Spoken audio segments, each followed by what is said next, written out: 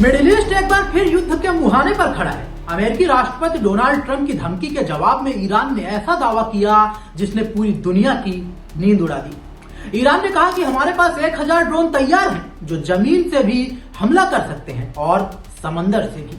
और इसी बीच अमेरिकी युद्धपोत ईरान की ओर बढ़ रहे हैं। नमस्कार, न्यूज ऑफ शॉर्ट एनालिसिस की दुनिया में आपका स्वागत है। मैं हूं आपके साथ सौरभ अनंता।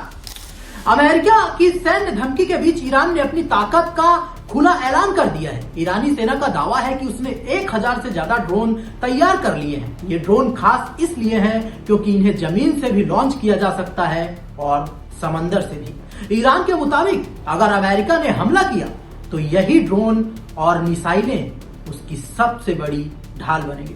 दरअसल 28 जनवरी को अमेरिकी राष्ट्रपति डोनाल्ड ट्रंप ने ईरान को खुली चेतावनी दी थी। ट्रंप ने कहा था कि अगर ईरान ने परमाणु समझौते पर बात नहीं की तो अगला अमेरिकी हमला पहले से भी कहीं ज्यादा खतरनाक होगा। ट्रंप के बयान के बाद ही अमेरिकी रक्षा मंत्री ने साफ कर दिया कि सेना राष्ट्रपति के हर आदेश के लिए पूरी तरह से तैयार है। ईरानी सेना प्रमुख मेजर जनरल अमीर हातमी ने खुलासा किया है कि पिछले साल जून में हुए 12 दिन के संघर्ष के बाद ईरान ने अपनी सैन्य रणनीति पूरी तरह से बदल दी है। अब फोकस है ड्रोन वॉरफेयर और मिसाइल नेटवर्क पर। ईरान का कहना है कि उसके पास पहले से ही बड़ी संख्या में बैलिस्टिक मिसाइलें मौजूद हैं और अब ड्रोन ताकत को कई गुना तक बढ़ा दिया गया है। ईरान के दावे के बाद अमेरिका ने भी मिडिल ईस्ट में अपनी सैन्य मौजूदगी और मजबूत कर ली है। अरब सागर और लाल सागर में 3 बड़े विमान वाहक पोत तैनात हैं। USS Abraham Lincoln, USS Theodore Roosevelt और कई मिसाइलें विध्वंसक युद्धपोत के रूप में हैं। कतर, बहरीन, सऊदी अरब, इराक और जॉर्डन में अमेरिका के सैन्य अड्डों से वायुसेना की गतिविधियां तेज कर दी गई हैं। अमेरिका अब ईरान के परमाणु ठिकानों, सैन्य अड्डों और कमांडर सेंटर्स पर समुद्र और आसमान दोनों रास्तों से हमले की स्थिति में है। ईरान ने भी संकेत दे दिए हैं कि अगर अमेरिका ने हमला किया तो जवाब बेहद सख्त होगा।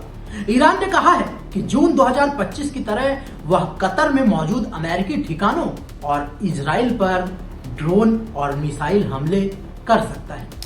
हाल ही में ईरान ने एक वीडियो जारी किया जिसमें दावा किया गया कि ईरानी ड्रोन अमेरिका के एक जंगी जहाज के ऊपर उड़ते नजर आए। युद्ध के इस माहौल के बीच कूटनीति की कोशिश भी तेज हो गई। ईरान के विदेश मंत्री अब्बास अरागची तुर्की पहुंचे, जहां उन्होंने विदेश मंत्री हाकान फिदान से मुलाकात की। तुर्की ने अमेरिका और ईरान से बातचीत की मेज पर लौटने की अपील की है।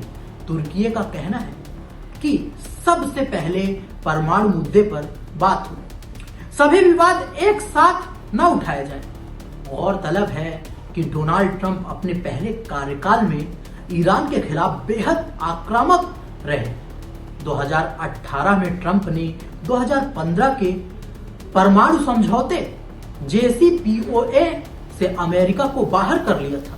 इस समझौते के तहत ईरान ने यूरेनियम संवर्धन समिति किया था और IAEA को निरीक्षण की पूरी छूट दी थी।